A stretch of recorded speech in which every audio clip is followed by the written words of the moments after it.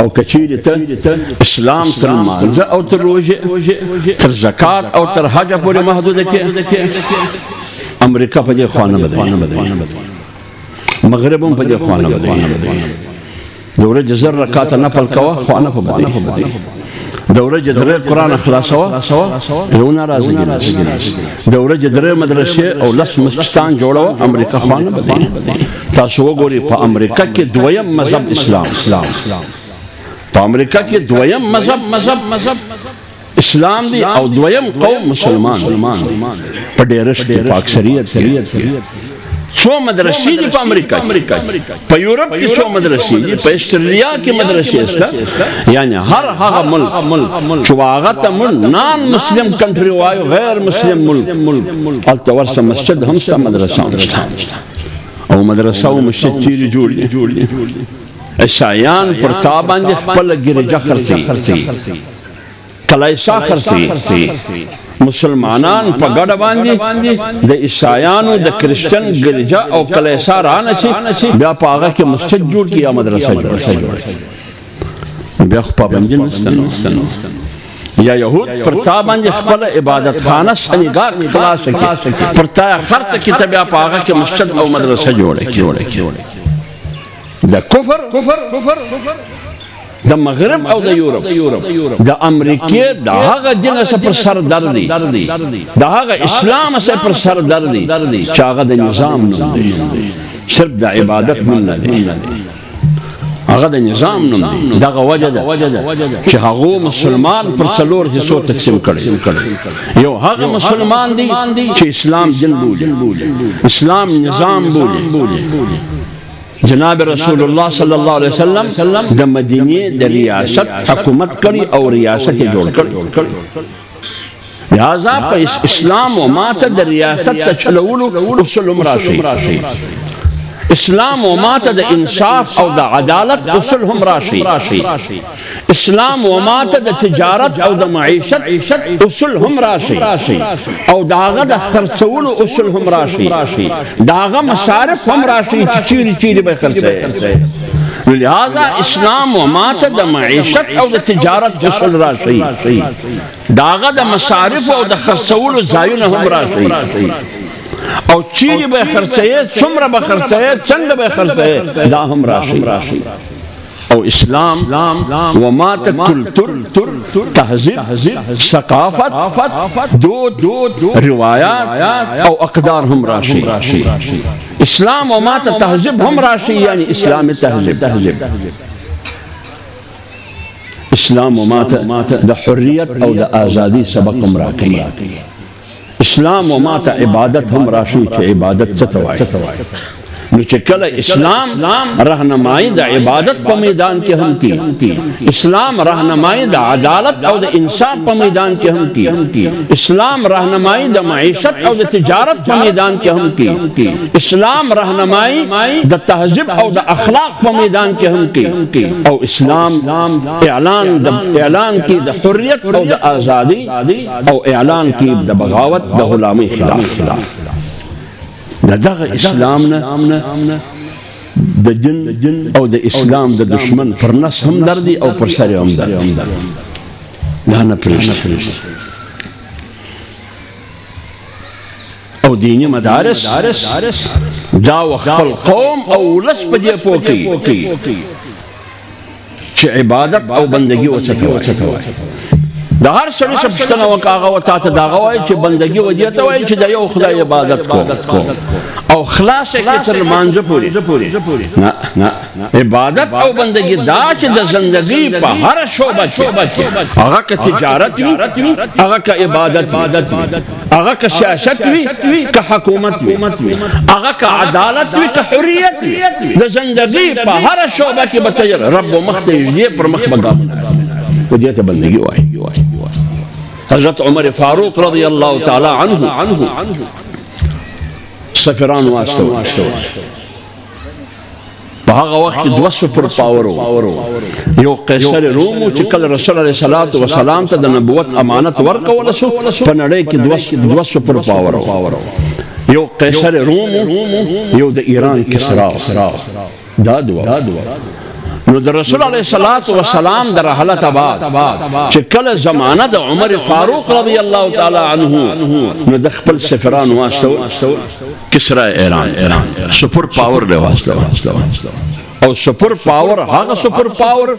چې نه ریاست مدینه مني نه د ریاست مدینه حکومت مني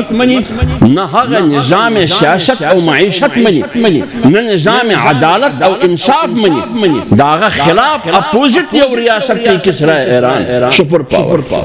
سفران اور واسطه د دین اسلام دعوت ورکړي هغه چې کله ورلو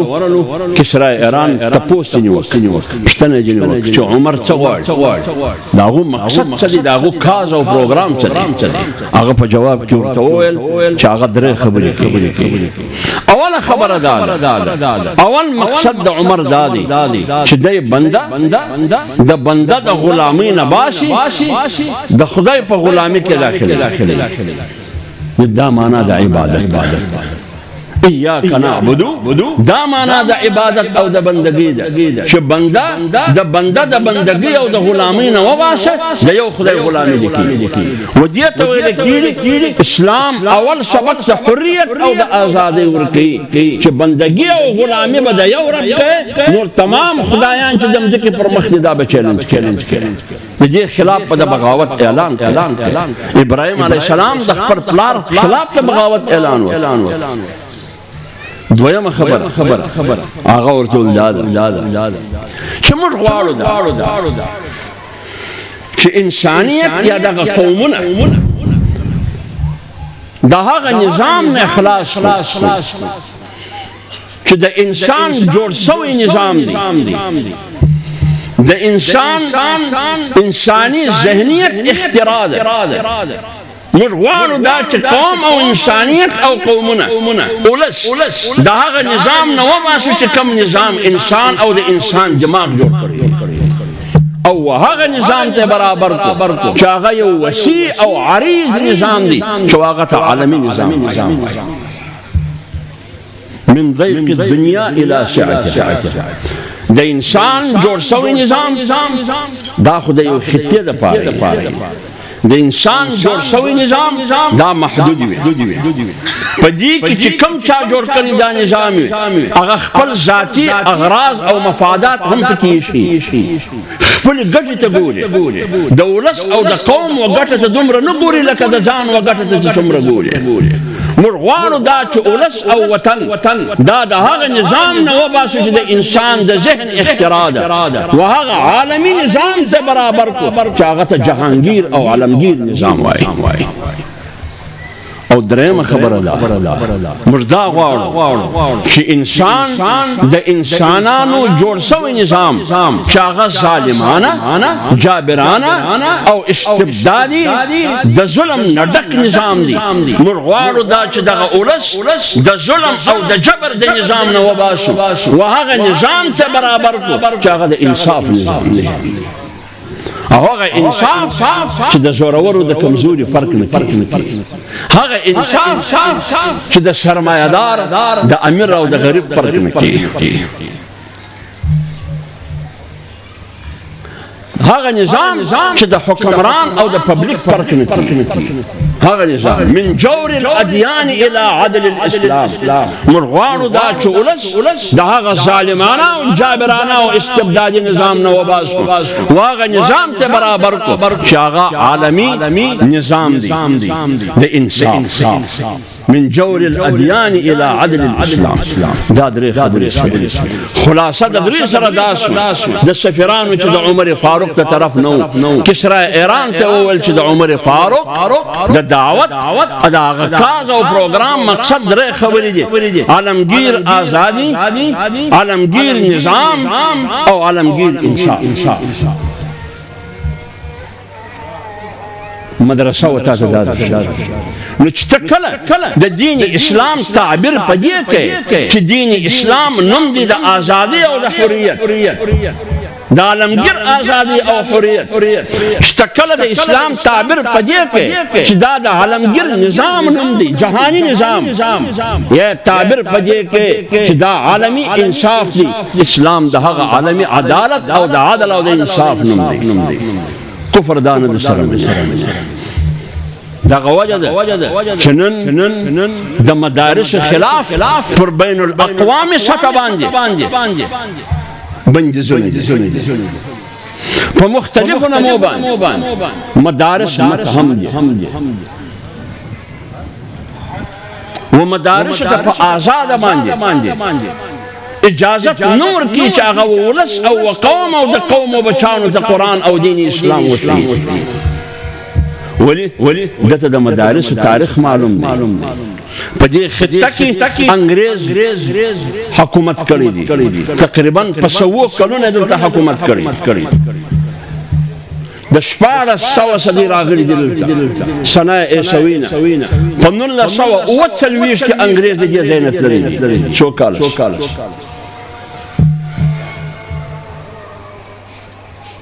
او انګریز چې حکومت کاوه چې کله مسلط شو پرغ منګولې ونیوه قبضه یې وکړه پر سیاست ته مسلمانانو قبضه وکړه داغه کلتور داغه تهذیب او د ثقافت جنازې وایستې مدرسې اوارې کې په زرهاو علماء کرام په شهادت ورسول څوک د مالټا په جیل کې بندي څوک د دلي نه ونشي تر خیبره پورې په هره درخته ملا ځړېدی ځکه په دې خطه کې د جهاد فتوا د حریت او د ازادي فتوا اول وار ملا ورکړې ده په 1303 کې اول وار ملا ورکړې ده چې د نن بعد د انګریز خلاف جهاد او د حریت او د ازادي جنگ دا جنگ دغه لنګوټو او دغه سپینږیرو کړی دي او د چا په قیادت کې کړی دي د علماو په قیادت کې کړی تاریخ دا لیکي چې دوه عظیم جنگونه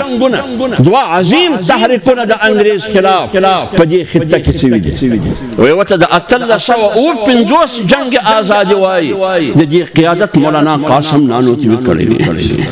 د 1857 نه ونشي بیا تر 1860 پورې تقریبا 10 کاله یا 9 کاله دا جنگ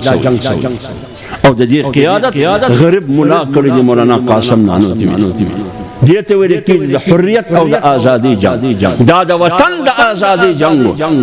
دا د دین د ازادي جنگ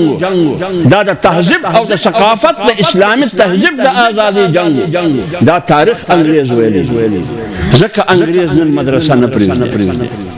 د مدرسې ملا نه پرېږدي چې کوم څوک دا خبره کوي چې دین اسلام دا نه پرېږدي کچیری اسلام صرف د روژې او د زکات او د حج نوم بس بیا کوه وړي بیا که په امریکا کې کوي هم پروا نه لري که په برطانیه کې کوي هم پروا نه لري که په جرمني او په فرانس کې کوي هم پروا نه لري لیکن نظام له بخله نور نن مدرسه ځکه زیری چې د شیخ الهند د مولانا قاسم نانوتوي تاریخ دا نن د انګریز په لایبرری کې پروت لیکن موږ ته نه دي معلوم چې مولانا قاسم نانوتوي څوک د دې خاورې د ازادۍ دپاره جنګ چا کړی دی د دې خاورې د ازادۍ دپاره جنګ کوټ او پتلون نه دي کړی د دې خاورې د ازادۍ دپاره جنګ خړکالیانو نه دي کړی خړکالیانو وجود هم بلکې د دې خاورې او د دې وطن د ازادۍ او د اسلامي تهذیب او د کلتور دپاره که جنګ کړی دي دا د مولانا قاسم نانوتوي په قیادت کې علماء کرام کړی او د هغه انګریز د هغه جبر د هغه ظلم د هغه استبداد د هغه تورې ورځې خلاف که د جهاد اعلان کړی دی دا علماء کرام کړی او دویم تحریک شیخ الهند چلولی دی د انګریز خلاف دا دوه تحریک دي بیا څه وشو د دغه دواړه تحریکو په نتیجه کې د دغه جدوجهد په نتیجه کې انګریز د دې خطې نه مجبور شو پر دې چې جبه د دې خطې نه لہذا دا ایواد دا تمغه دا د ملا حق دی دا د مولانا قاسم نانوتوي د قبر حق دی دا د شیخ الهند د قبر حق دی دغه ایواد او دغه تمغه د ازادي او د حریت په دې خطه کې چې انګریز وایسته مجبوره که پر دې باندې دا تمغه دغه علماو حق دی چې دا د نانوتوي او د شیخ الهند پیروکاران نو چې کله تاریخ داو ځکه نن مدرسه زیر اتاب ده او دغه دواړو پیاوړي سرتیري تاریخي شخصیات چې یو نانوتي وي بل شیخ الهندو دې بیا څه دي چې کله د مزاحمتي تحریک مخ راواړاوه هغه بریا یې نه پیدا چې کم بریا یې غوښت کمه کامیابي غوښت نو شیخ الهند رحمه الله د جمعیت علماء هند بنیاد کېښو د جمعیت علماء بنیاد یې کېښو او مولانا قاسم نانوتي رحمه الله په 1866 کې د دارالعلوم دیوبند بنیاد کېښو نن علماء کرامو د دارالعلوم دیوبند تاریخ هم خوندي کړی دی او نن علماء کرامو د جمعیت علماء تاریخ هم خوندي کړی دی نن علماء کرامو د مولانا قاسم نانوتي رحمه الله میراث هم خوندي کړی دی او د شیخ الهند میراث هم خوندي کړی دی لیکن د قیام پاکستان نه بعد پکار دا چې د ملک واکدارانو او د اختیار خاوندانو هغه خلکو چې د انګریز خلاف جنگ وکړ د ازادي او د وطن د ازادي جنگ وکړ پکار دا او هغه ته انعام ورکول شوی پکار دا چې د پاکستان په سکولونو په کالجونو او په یونیورسيټي کې داغو تاریخ وای چې ځوانان په دې ولد وای چې شاه عبدالعزیز څوک دی ځوانان په دې ولد وای شاه ولی الله څوک دی ځوانان په دې ولد وای چې مجدد الفسانی څوک دی ځوانان په دې ولد وای چې د بالاکوټ شهیدان څوک ولې قرباني ورکړي ځوانان په دې ولد وای چې نانوتي وو شیخ الهند څوک دی په دې ولد لیکن د بد مرغه د انګریز آباد واک او اختیار د انګریز وطن خواخورو ته په لاس ورکول وهغه خلق د پاکستان اختیار ورکول شو واک ورکول شو اقتدار په لاس ورکول شو چې هغه د انګریزو مخبري او د انګریزانو جاسوسي کول د اته اویا کالو نن پاکستان باندې حکمرانی هغه خلک چې هغه د انګریزو مخبري او جاسوسي کول یو سړی د ازادي او د ازادي د تحریک یو مجاهد به پلاس ورک 15 روپۍ به په جاسوسي کې ورکړي هغه په درخت وځړاوه یا به ور واچاو لہذا جمعیت علماء اسلام د دینی مدارس دا د انګریز خلاف هم برسر پیکار دي نن هم او د انګریز د نوکرانو خلاف هم برسر پیکار دي د انګریز نوکران څوک دي فرق صرف دا دی چې انګریز شنسترګي او سپین پوسټ او د انګریز نوکر د انګریز ټټو او جنگ هغه تورسترګي او تور پوسټ دي لہذا دینی مدرسه د دغه دواړو قوتو خلاف ده کچیر هغه نظریه هغه فکر د انګریز و کنن د انګریز د ټاوټ او د غلام کوم نظریه او فکر ده زموږ هدف او مقصد یو ځکه انګریز دا معلومه ده چې دا خلک پر شا نه ځي من ورځ په ورځ باندې پاکستان ملګری چې اسلامي جمهوریه پاکستان وزان ته وایي دا ملګری دینی مدارس زیر اتاب دي اسلامي سیاست باندې د پارلیمنت دروازې بندې دي هغه که اسلام آباد پارلیمنټي که د څلورو سره صوبو پارلیمنټي دا دروازې بندې لیکن خبره دا کېږي چې مولوي صاحب ملا بیت الله خون ملا پلانی صاحب د توپک سیاست نه منو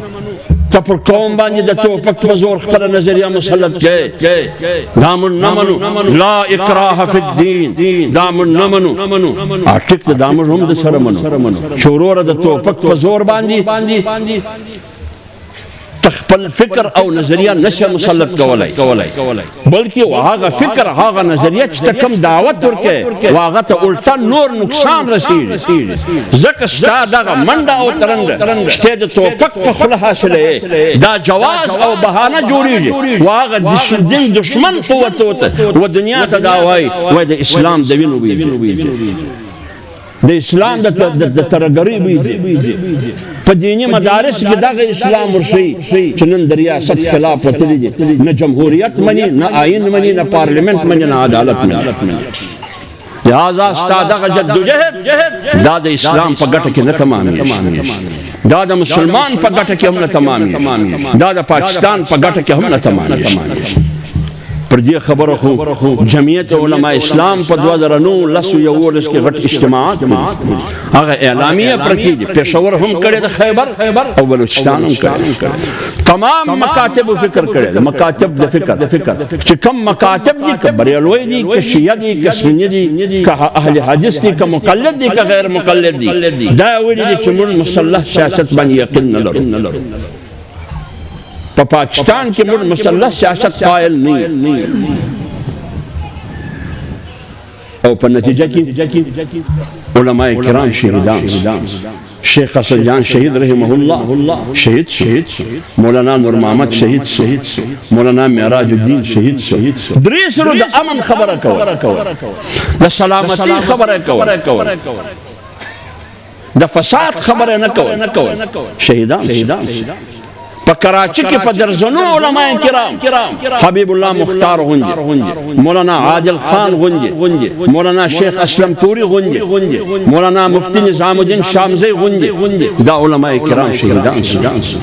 پر مولانا فضل الرحمن صاحب باندې درې خودکش حمله وشوې،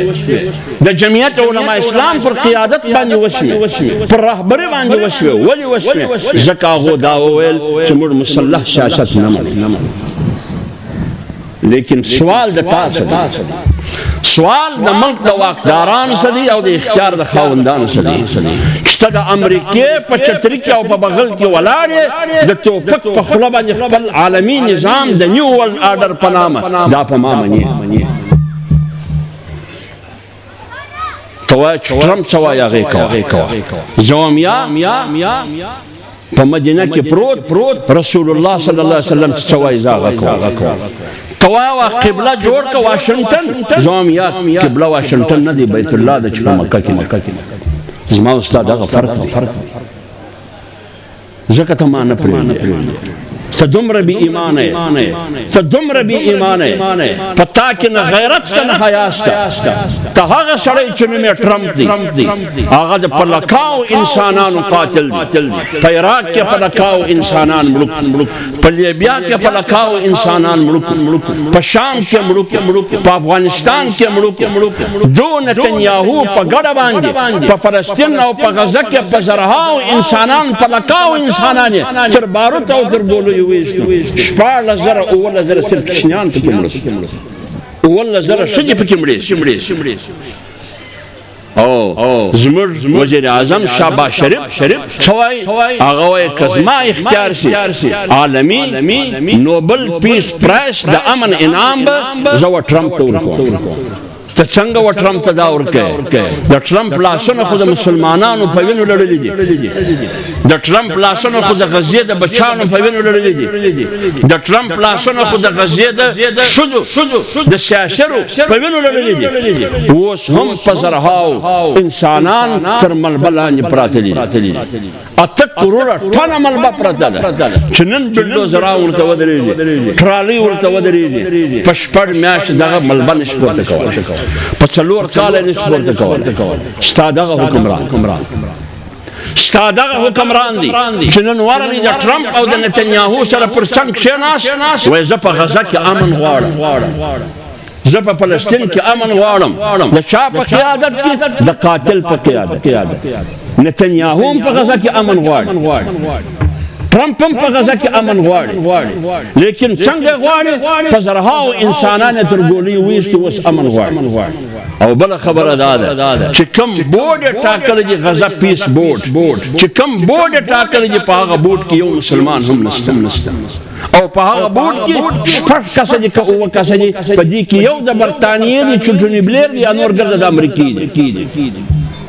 او کم پیس بورډ چې 50 ممالک دي هغه ټاکلی دي، په هغه کې هم د فلسطین نمایندګي نشته.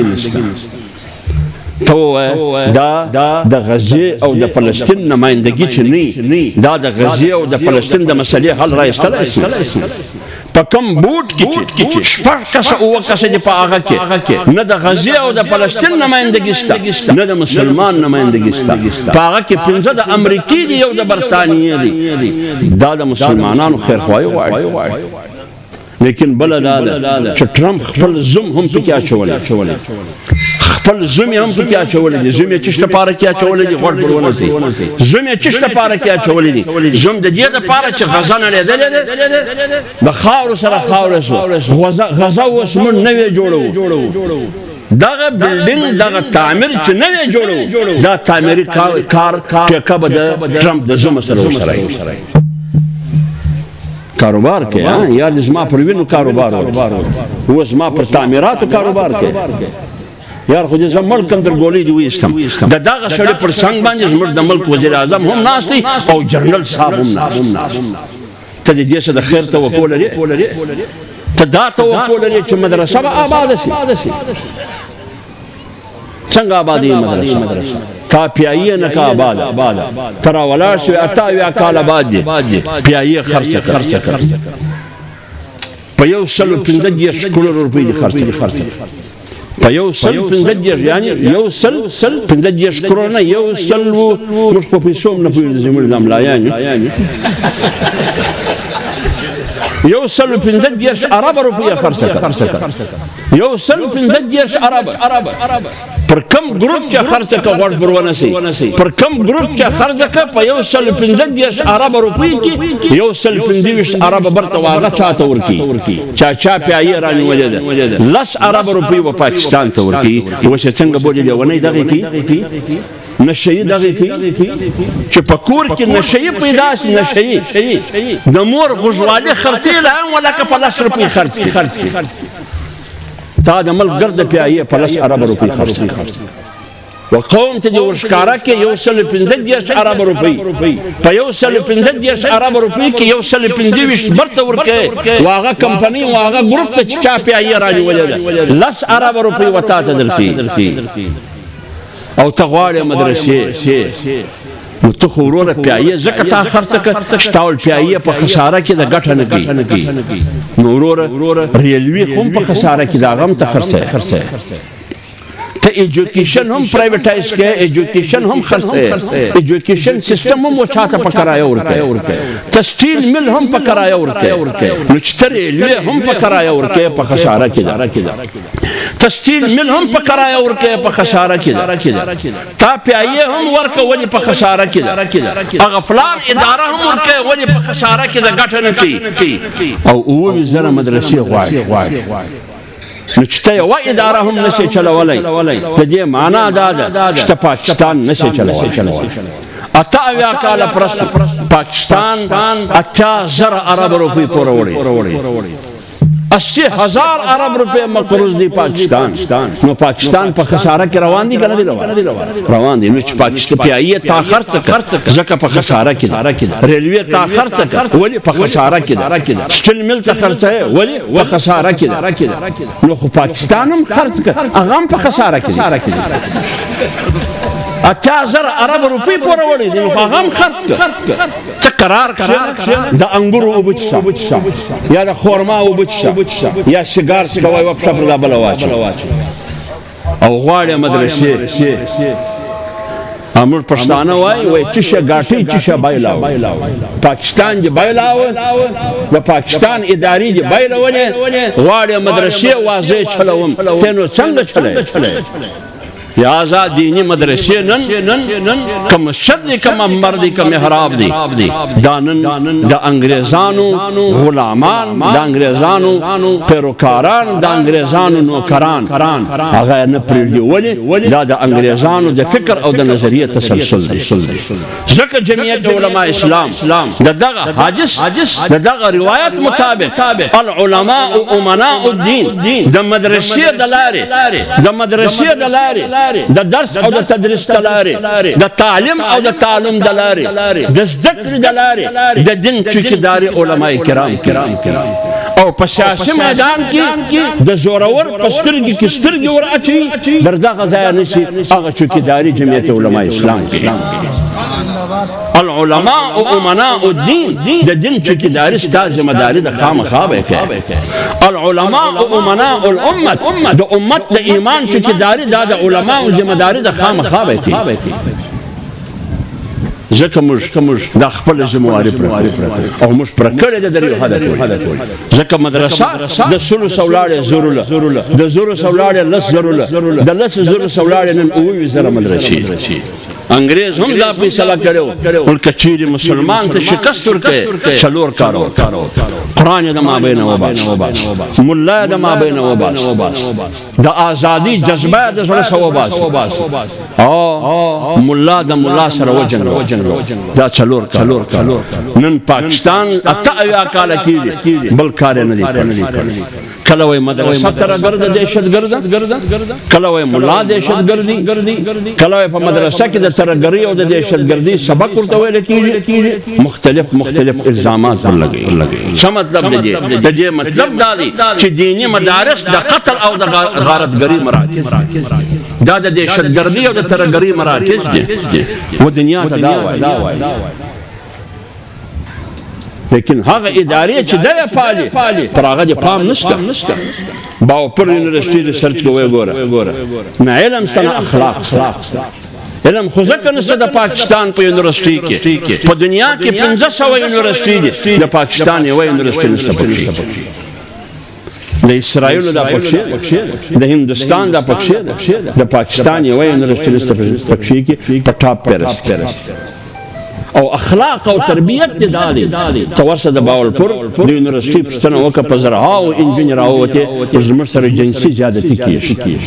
د بلوچستان د یونیورسيټي انجینراو ته پر روډو کښېنسته ویل زموږ په واشرومانو کې خفیه کیمرې لګولې دي. زموږ بلیک میلینګ کې ستاسو دغه ملکندو د هزاره یونیورسيټي په باره کې رپورټونه رالو پر میډیا باندې. اخر نه شرم شته نه حیا شته. الزام پر مدرسه لګي. ته خو اخلاقي دهشتګردي، ته تعلیمي دهشتګردي، ته معاشي دهشتګردي، ته قانوني دهشتګردي، ته په پارلیمنت کې ناست په هغه ملک کې چې هغه ته اسلامي جمهوري ملک وایي، په هغه ملک کې د قرآن او د سنت خلاف قانون جوړي. ته سیاسي دهشتګردي. لا اکراه فی الدین، دا خو ما د سره ومنه، لیکن ته ولې په زور باندې خپل ذهنیت پر ما مسلط یې؟ دا د بېدیني ذهنیت او فکر او نظریه ته پر ما ولې مسلط کې؟ ته په پارلیمنت کې هغه قانون جوړې چې نه قرآن اجازت ورکوي، نه پیغمبر اجازت ورکوي، نه رسول اجازت ورکوي، نه اسلام اجازت. او پاکستان جوړ دی د اسلام پر نام. لہذا وقت دې نه دی سړی خاموش شي. وقت دې نه دی سړی ودې ظالمانو ته آرام کښېني. په کار دا دغه عام مسلمانان چې د پرخیل دي، زما معلومات دا دي چې د دې خلکو تعلق په سیاسي میدان کې هم د جمعیت علما سره دي، او دا خلک دینی مدارس په خپل دولت، په خپل سرمایه او په خپل اولاد باندې آباد ساتي. الله تعالی دې د دې په اولاد کې هم برکت واچي، د دې په مال کې هم برکت واچي. لہذا دنیا ته جواب ورکړي، د دنیا او نوکرانو ته جواب ورکړي چې پر ملک باندې دا 80 کال څخه حکمراني کوي. د مدرسو ملا ټینګ کوي، د علماو ملا ټینګ کوي، په سیاسي میدان کې د جمعیت علما اسلام ملا ټینګ کوي. الله تعالی دې او تاسو ټول ته د دین د خدمت کولو توفیق راکړي. وما علينا الا البلاغ.